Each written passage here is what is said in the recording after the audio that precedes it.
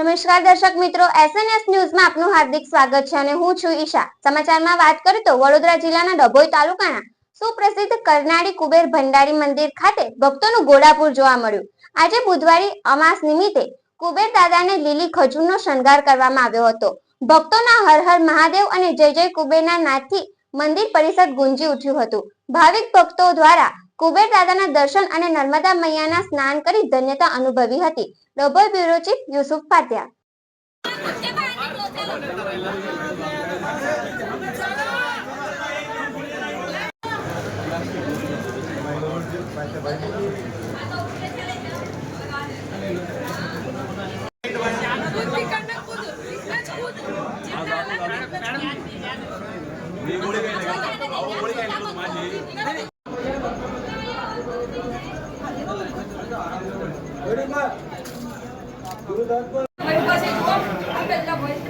પહેલા ભાઈ છે ને